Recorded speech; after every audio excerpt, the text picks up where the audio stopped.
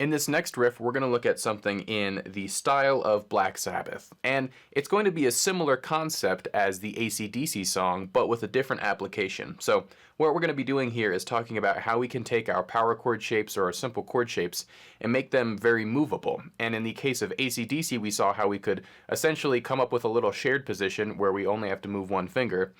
And what we're going to do in the case of Black Sabbath is basically just put the whole entire riff on one string so we can still be dynamic with our part by not having to shift our left hand position horizontally. We're only really going to be going up and down the neck. So let's hear what this sounds like and then I'll break it down for you.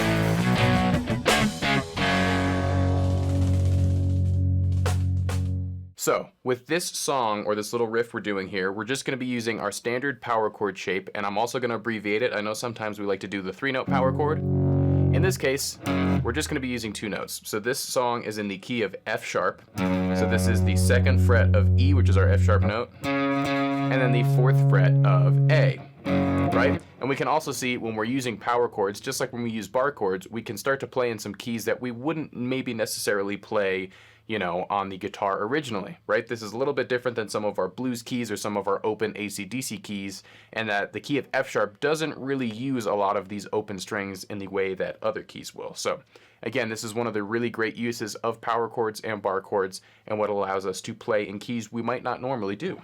So we're in the key of F sharp. This is our first shape.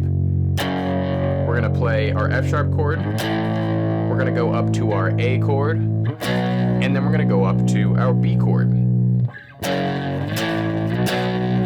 Now if I was to play just those 3 notes, that's essentially the first 3 notes of my minor pentatonic scale. So we're kind of outlining that minor pentatonic scale all in the key of F sharp minor, or just F sharp rather, so that we can, you know, kind of again get at that almost single note sound where we want something that's very memorable, something that you could almost sing and think about as its own melody in itself, but it's a rhythm part.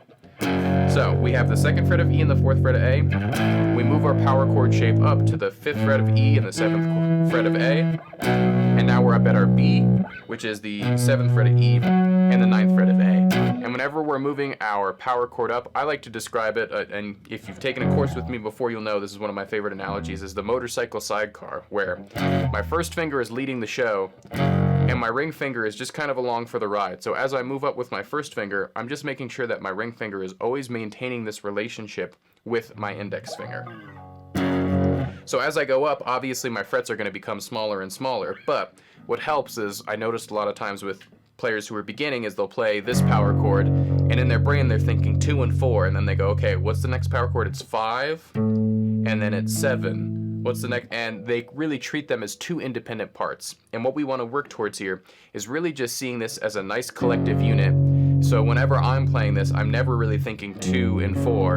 I'm just thinking 2, and I know that my ring finger is along for the ride because I'm very familiar with this power chord shape. So this is our beginning part. And then I'm basically going to walk down, and if you notice, I do this little kind of right hand dead note. So all I'm doing there, again, it's very, very subtle. It's nothing that is, you know, integral to the part necessarily, but it does really add to the sound. I'm basically just doing a little upstroke before I come down on the chord again. Right? Again, very, very subtle, but part of what I'm doing to kind of make this part a little dynamic. And then I'm walking back down to that A chord on the 5th fret of E and the 7th fret of A. So that's the first half of the riff. In the second half of the riff, I'm going to do the same thing going up. So this is 2 on E, 4 on A.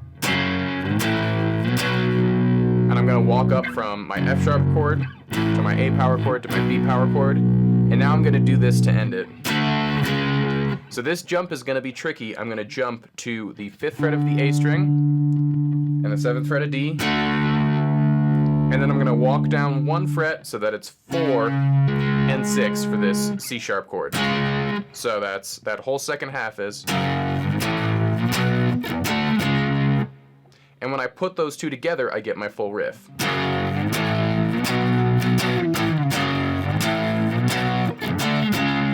Now, when we're jumping between these two chords, as I said before, when I need to kind of memorize this relationship that's happening, I'm thinking about my ring finger as a motorcycle sidecar.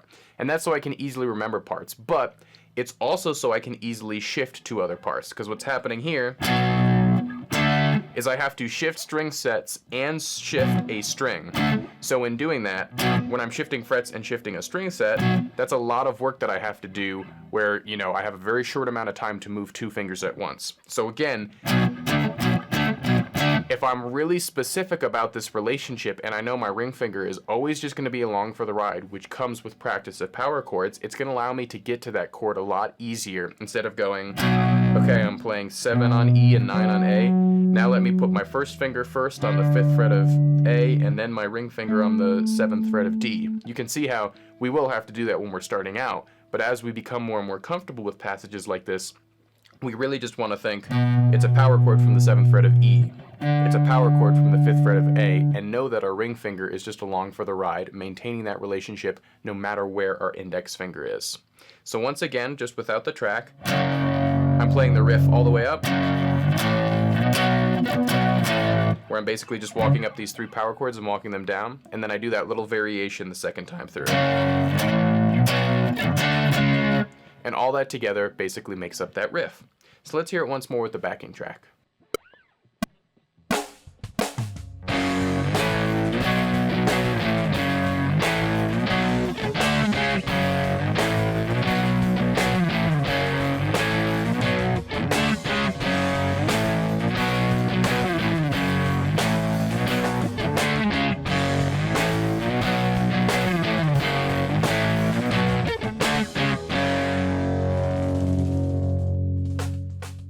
So this is another pretty quick riff, and all we're focusing on here again is just giving ourselves an exercise where we're trying to maintain the relationship of a power chord.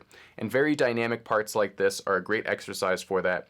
It will take some time, as everything does, to get up to speed with this, so like I've recommended with most of these tracks, just starting out at 50 or 75% speed, or just making sure you're comfortable with the pattern in itself, because that will take time as well to just be able to visualize these kind of changes that we're seeing.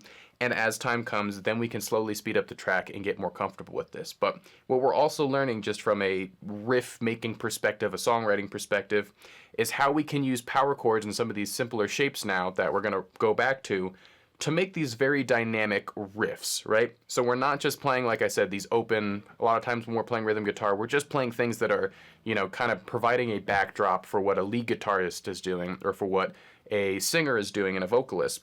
What we're doing in this circumstance is actually creating a very dynamic part where we could be the rhythm guitar player, but it's still something that's very memorable, that sticks out, and it's not just kind of a background instrument. It's really still taking the foray because it's so dynamic. So this is one of the really cool parts about rhythm guitar.